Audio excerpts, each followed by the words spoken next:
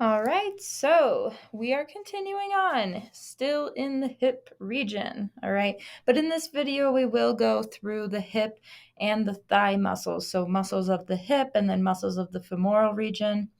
But let's finish up the hip first. Now, throughout this entire video, there's going to be a lot of commonalities, okay? So all of these muscles that we go through, all of these groups, they're going to be grouped by, their actions or their innervations, or they'll have really similar origin points or really similar insertion points. So I'll try to make those really obvious with each of these groups just to help you with your studying. Now, before we get into anything specific, just make sure that we understand our markings again along the pelvic girdle. We've been talking about these a lot throughout some of these other muscle groups, but just to give a visualization for you on what we're actually referring to. So, we do have the iliac crest. That's been a really common one. That's more of the superior portion of the ilium. And then as we come along the anterior side of either ilium, there are two spines. Okay, so we call them the iliac spines, but then we also have to put in our directional terms. So they are anterior, and then one is superior and one is inferior. So we have to make sure that we're using these terms in the correct order. It's always anterior, and then the direction, either top or bottom, superior or inferior iliac spine. Now, in your lab manual, you may have been noticing that it does get abbreviated as either ASIS or AIIS.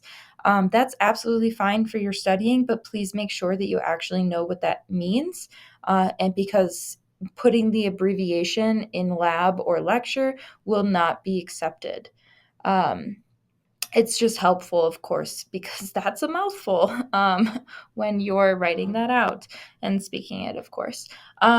Also, take note of the pubic symphysis, where the two pubis bones actually connect and form that joint. We have the superior pubic ramus, inferior pubic ramus.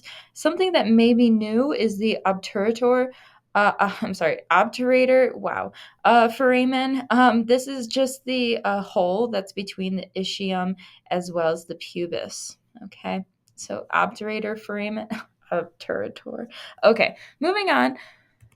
Okay, so here we are. We are jumping into our last group of the hip region. Okay, so this is the medial compartment. So these muscles are all going to be medial along the thigh, and they're going to share an action. They are the adductor group. So they are moving the thigh closer to the medial line. All right. So if you look through your actions for these five muscles, we have adducting the thigh at the hip. There are some exceptions with like pectineus and gracilis, where we have a few additional actions, but regardless, they all share that adducting action, adduction of the thigh at the hip. Okay, so let's first talk about their innervations. All right, so we talked about that obturator foramen.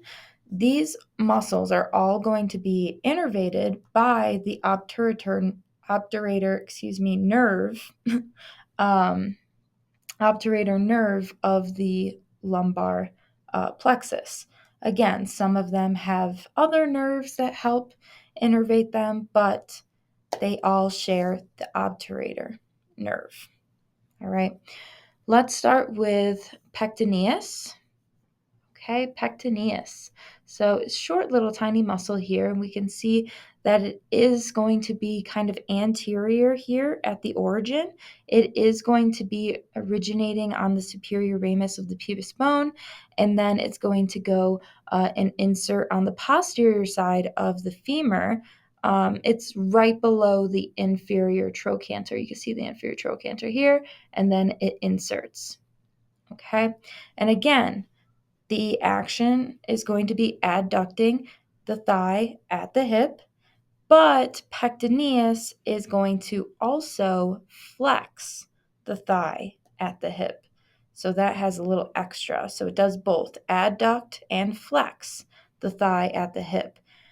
Take a moment and think about what other muscles flex the thigh at the hip.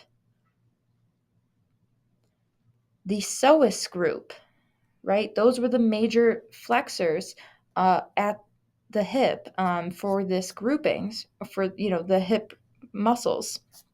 Okay, so the pectineus is also going to act along with the iliacus and the psoas major, those psoas group muscles.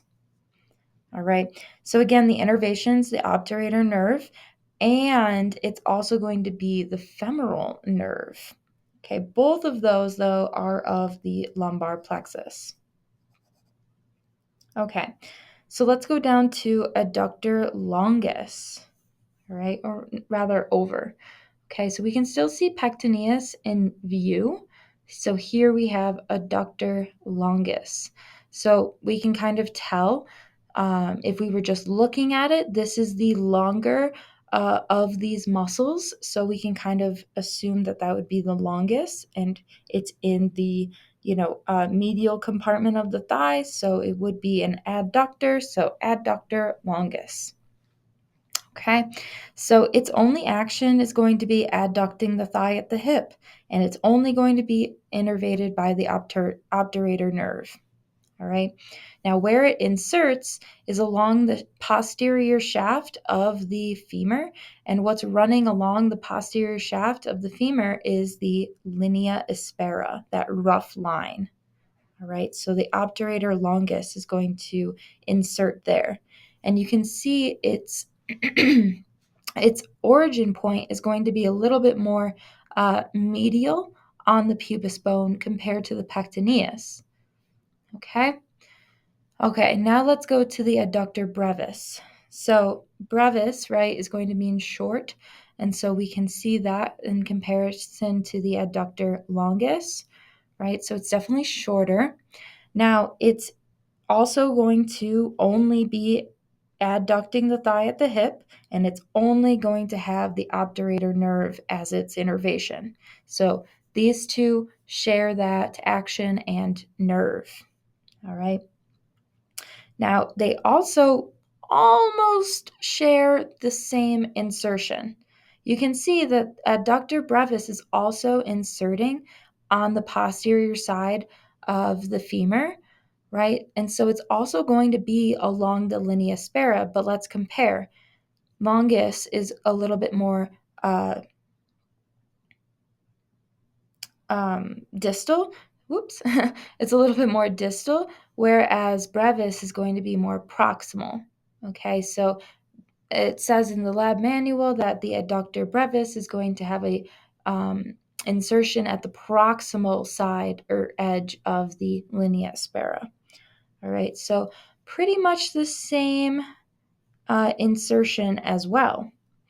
The origin point is a little bit different. It's going to be on the pubis bone anterior, but it's also going to wrap around onto the inferior pubic ramus. Okay, so the inferior pubic ramus as well. And so that's kind of hidden here, embedded by some other muscles, kind of hidden by the pectineus as well. Okay. Now, the adductor magnus is strange. Okay, so obviously we can see that the adductor magnus is much larger than the other two muscles that have adductor in the name, right? This one's long, this one's short. This is very large. Okay, so magnus. All right, so just visualizing the three adductor muscles, they're all adductor muscles, but the three that have the name or that action in the name, very visually different. Okay. Now, the adductor magnus kind of has a portion of it that acts as a hamstring. Okay. And so we'll talk about the hamstrings momentarily, but because of this kind of muscle within muscle, we do have multiple origins, multiple insertions, multiple actions, and multiple innervations because it's kind of a muscle within muscle. All right. So let's talk about action first. It is going to adduct the thigh at the hip, just like the other ones. All right. This is the adductor group. Okay. But the hamstring part of this muscle is also going to extend the thigh at the hip. Okay. And that's because this muscle is far more medial than the other muscles that we see. Okay. All right. So it's also going to extend the thigh at the hip. All right. And it's going to be innervated by the obturator nerve. Okay. But the hamstring part is going to be innervated by the sciatic nerve. Okay. So that should give you kind of a hint, to what nerve is going to innervate the hamstrings. It's the sciatic. Okay. So let's talk insertion. Lucky for us, the insertion is the linea aspera. Okay, you can see it's actually going to run along the entire linea aspera here. What we're not seeing in view anymore are the adductor longus and the adductor brevis. Those two muscles have been taken out of view so that we could see the abductor magnus in its full. So we can see the abductor magnus completely, the entire shaft of the femur is where it's going to insert. The origin point is going to be a little bit different because, again, it has multiple origin points because it kind of is a muscle within a muscle, but it's going to be along the inferior ramus of the pubis bone, just like the adductor brevis, right? So along the inferior ramus of the pubis bone, but also the ischial ramus and the ischial tuberosities. So it comes a lot more posterior than the adductor brevis. Adductor brevis stays anterior along that pubis bone, but adductor magnus goes down a little bit more posterior on that pelvic girdle. Okay. Okay, so let's move on to our final muscle of this group, of the adductor group. We have the gracilis.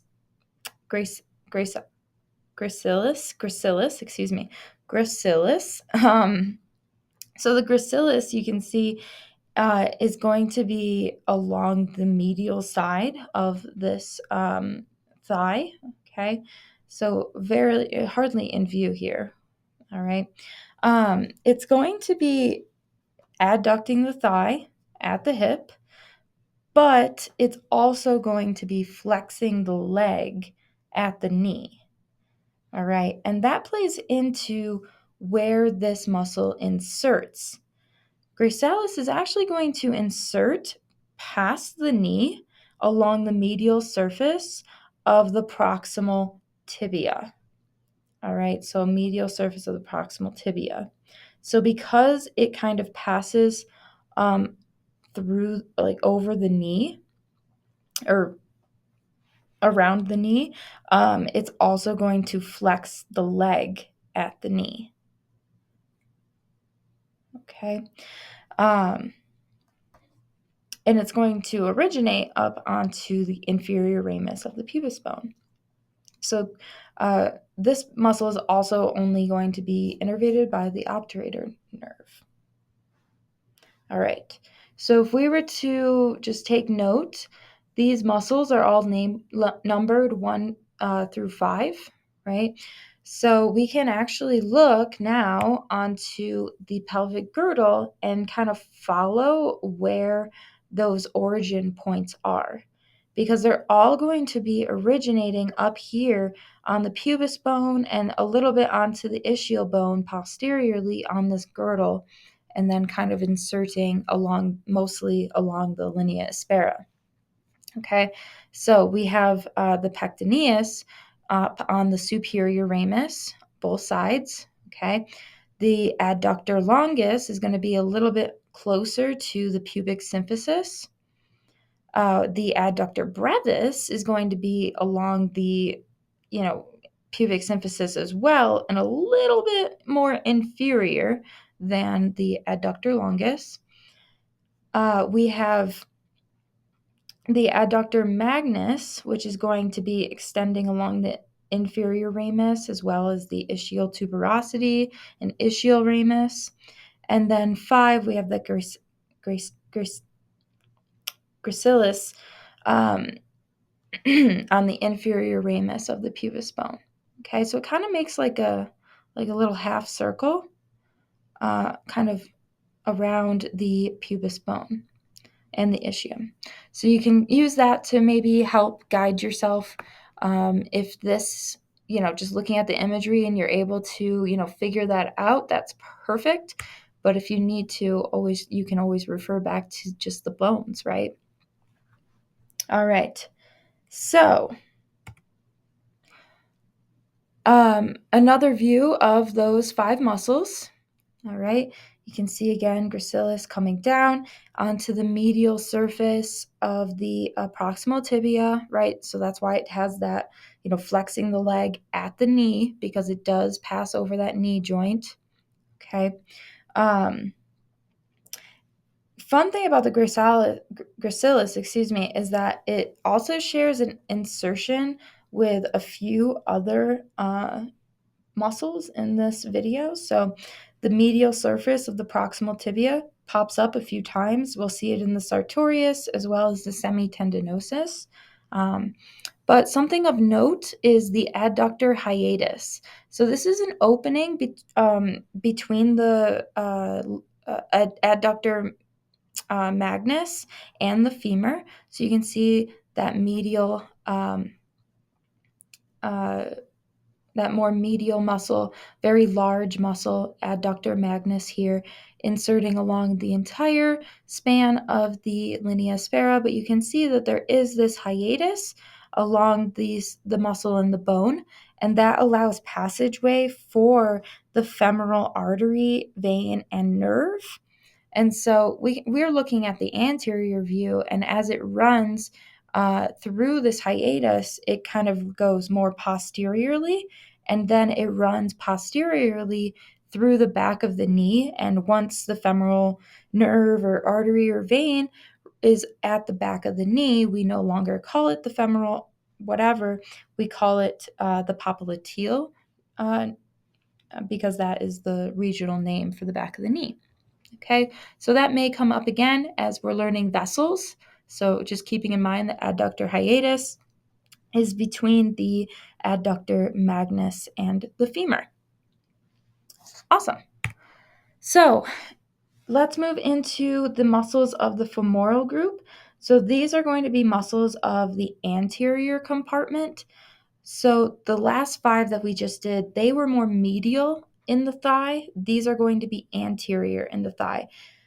So we have this muscle, sartorius, and we have 4 or 5 other muscles in the quadriceps femoris group. Okay, so sartorius is not a quad. It's not part of our quad muscles that we typically think of in the anterior position of our thigh, but it has a lot of things in common with the quads. So they're all part of that anterior portion. So sartorius just kind of gets thrown in here. Okay, so let's just think about the anterior compartment and recognize that they all have the same innervation. With no exceptions, every single one of the muscles in the anterior compartment, the sartorius and all of the quads, are going to be innervated by the femoral nerve, and that's part of the lumbar plexus. All right, so let's think back. Where else did we see the femoral nerve? Why am I saying it femoral? It's femoral nerve. Where else did we see the femoral nerve as an innervation? Can we remember? It was the iliacus of the psoas group. Okay, so remember the iliacus was originating, it was just a little bit lower than the psoas major in that group, and so it had a different nerve, and so it was the femoral nerve. Okay. All right, so all of these anterior muscles are going to share that innervation. Okay, so the origin point is really obvious. I think in both of these images, you can see the iliac crest, and so you can see that we're coming anteriorly. And what was that marking anterior on the ilium? The anterior superior iliac spine. So that's going to be the origin point. And you can follow the sartorius and see how it crosses anterior over the quad muscles and then comes and wraps itself around the knee. Where does that sound familiar? Wrapping itself around the knee. And it's on the medial side. We see that the pubic symphysis is here. We know that's the most medial marker of the pelvic girdle. So we see that this is the medial side of the tibia where it's inserting.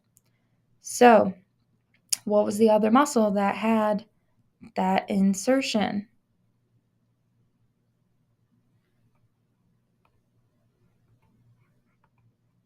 It was the gracilis. Okay, the gracilis was also going to insert along that proximal medial portion of the tibia. Okay, all right. So, because it is crossing over the knee, its action is going to have something to do with the thigh as well as the knee. Okay, so the sartorius is responsible for flexing and laterally rotating the thigh at the hip. Okay, so laterally rotating just like gluteus maximus and piriformis, but it's also going to be flexing the thigh at the hip just like our psoas group. Okay, but again, because it wraps over the knee, it's also going to flex the leg at the knee. Okay, so anytime that we kind of cross our legs, like when we're sitting and we cross our legs, that's going to be enacting the sartorius muscle. Okay, um, so that is our first anterior muscle. So now we can go into the quadriceps. So again, these are anterior muscles, and they're all going to have the same innervation. They're all going to be innervated by the femoral nerve. For the most part, these quadricep muscles are all going to extend the leg at the knee. Extend the leg at the knee, right? So if we're sitting down at a chair and our feet are flush with the floor, which means our knees are bent, right? And then we kicked our leg out, that would be extending the leg at the knee. So all of these muscles are going to do that, but there is an exception with the first one here. Rectus femoris is also going to flex the thigh at the hip. Okay, it's also going to flex the thigh at the hip. All right, so we know the innervation. For the most part, all of the actions are the same. Let's talk about insertions. The insertion for these 5 muscles is going to be the tibial tuberosity via the patellar tendon. Okay, so we can see every single one of them is going to come down along the tibial tuberosity via the patellar tendon. Okay, so remember that the patellar tendon is where the patella grows from, and it's going to be used to stabilize the knee. But all of these muscles are going to insert onto the tibia, that tibial tuberosity. It's a very rough patch on the proximal end of the tibia, really close to those condyles. Okay, you can actually feel your tibial tuberosity if you go right below your patella, right below your knee. You can feel along your tibia and find that tibial tuberosity. So all of your quadriceps are going to be inserting there. So really, there's no new information here, okay? The only thing that changes between these quadricep muscles are the origin points. And let's just take a pause for a moment. I'm saying the quadriceps muscles, and quadriceps means 4, right? but there's 5 listed here. So the first 4 are what we the standard quadriceps, 4 quadriceps. This 5th one, tensor vastus intermedius, this was actually just found back in 2016. So this is a relatively new muscle discovered in the body, and it got grouped into the quadriceps muscle group because of its insertion action as well as innervation. Okay, so let's go through what changes between these muscles, and that's the origin point. Okay, so rectus femoris. If you are extending your leg out, maybe you're sitting down on the floor and you just have your legs out in front of you, or you're on your bed and you're laying down and your legs are outstretched. If you feel along the anterior portion of your thigh, right on top, that is your rectus femoris. Okay, the rectus femoris. So this is going to be originating at the anterior inferior iliac spine. Now, the vastus lateralis, it's right there in the name. We're going to the lateral sides of our thigh. Okay, so we can just move our hand from the top of our thigh to the lateral portion. All right, and that is going to be vastus lateralis.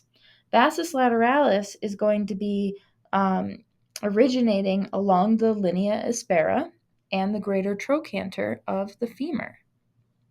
Okay, so you can kind of see that it wraps posterior along to that greater trochanter as well as the linea aspera, and then comes anteriorly to insert.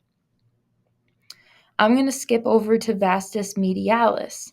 So vastus medialis is obviously medial on your thigh, and it's a little bit closer, more inferior, closer to your knee. So the vastus medialis is also going to originate on the linea aspera. It's just going to be more of a medial margin because of the medial nature of the vastus medialis. Okay, so those 2 muscles, vastus lateralis and medialis, are probably easier to identify because their name is right there in their location is right there in the name, I mean to say. And then both of them are going to be originating up onto that linea aspera. Okay, now let's talk about the vastus intermedius. Vastus intermedius is only seen if you remove the rectus femoris. So if you take the rectus femoris, that center and superficial muscle, we can see deep to the rectus femoris, the vastus intermedius. All right, so the vastus intermedius is going to originate on the anterior and lateral surface of the femur. So anterior and a little bit lateral. Okay, now the new one, the tensor vastus intermedius. So this guy, he's just a little buddy, going to have the same insertion, same action, same innervation. That's why I got grouped here. But it's just a little tiny thing, and it's going to be originating up here along kind of the intertrochanteric line. Not the crest, but the line. So remember that the line is anterior, whereas the intertrochanteric crest is posterior. So this line is anterior. So that can help you remember that, okay, yeah, it's a quadriceps, so it's going to be in the anterior group. So it's going to be the intertrochanteric line, not the crest. Okay, so very small muscle there. Again, helping with extending the leg at the knee. All right, so those 5 quadriceps and then the 1 sartorius, those were the anterior compartments of the thigh. Let's go posterior. So when we're posterior, we call them, this is the hamstring group, and there are 3 muscles in the hamstring group. It gets a little confusing with the first one because bicep femoris, please do not confuse this with rectus femoris, okay? Bicep femoris has 2 heads, and that's why we call it bicep. bi meaning two. So it has two heads, meaning it has two origin points. So we have a long head and a short head. All right. Now the short head kind of messes things up because if it wasn't for that short head, all three of these muscles would almost have all of the same information. Okay. All right. So let's talk about this. All of these hamstring muscles are going to have the same innervation. Do we remember what that innervation was going to be? Think back to the medial compartment, the adductor group. Adductor magnus had a hamstring portion that acted as a hamstring. That portion was going to be innervated by the sciatic nerve. So the hamstring group is going to be innervated by the sciatic nerve. So all three of them share the same innervation, and they also have the same action. Okay? All of them are going to extend the thigh at the hip as well as flex the leg at the knee. Okay, so extending the thigh at the hip. So that was similar to the gluteus maximus, right? So extending the thigh at the hip, right? So that's not, a new action that we've seen before. We've seen that one before, but flexing the leg at the knee, flexing the leg, this is the opposite of the quadriceps, okay? So if you're to flex the leg at the knee, it's kind of like if you're kicking your butt with your heel. Okay, so that would be flexing the leg at the knee. So all three share the same action. Now, the insertions are different. Okay, so let's go over those insertion points. Let's start with the bicep femoris. So the bicep femoris is going to extend from its origin, and it's going to come laterally. Okay, bicep femoris moves laterally. All right, so it's actually going to insert onto the head of the fibula. Remember, the fibula is the lateral bone of the leg. All right, so it's going to, both heads are going to insert onto the head of the fibula. Now, semimembranosus and semitendinosus, these guys are going to stay medial.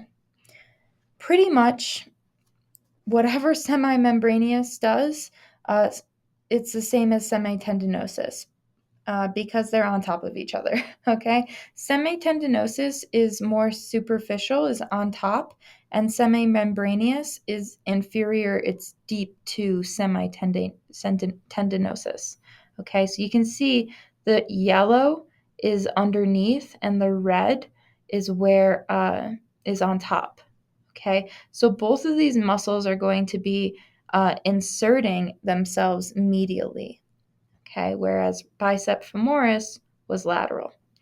So these guys are going to insert along the tibia. Specifically, semitendinosus is going to be kind of the same marking as sartorius and gracilis, that medial surface of the proximal tibia. Okay, but semimembranous, that deeper muscle, that's going to be inserting on the posterior medial surface of the medial condyle. So if we remember the medial condyle, which is kind of this portion of the tibia, this is going to just insert along the posterior medial surface. So kind of more posterior, but also medial. Okay, but it's along the medial condyle. So both of those muscles, medial, bicep femoris, inserts lateral. Let's talk about the origins because they're almost the same, almost. All right. With the bicep femoris, if we're looking at the long head, okay, the long head here, the long head is going to originate on the ischial tuberosity. So are semitendinosus and semimembrananeous. Okay, both of those muscles originate on the ischial tuberosity, and so does the long head of bicep femoris. The short head, however, the short head of bicep femoris is actually going to originate along the linea aspera of the femur. Okay, so you didn't even know that guy was there because the long head kind of swoops over it, but that short head is there along the linea aspera, kind of deep to the long head. Right, and then we can see those muscles there. This would be the underneath the deeper muscle. This is semimembrananeous. Okay, you can kind of see it's like flatter, and then semitendinosus would sit right on top of it. So you can kind of see here.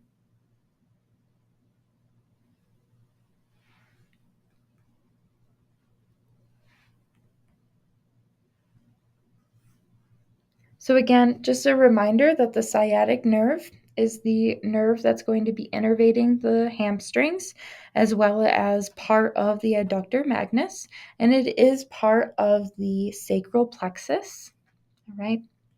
And you can see it's kind of moving through that greater sciatic notch of the ilium, and then coming posterior along the thigh.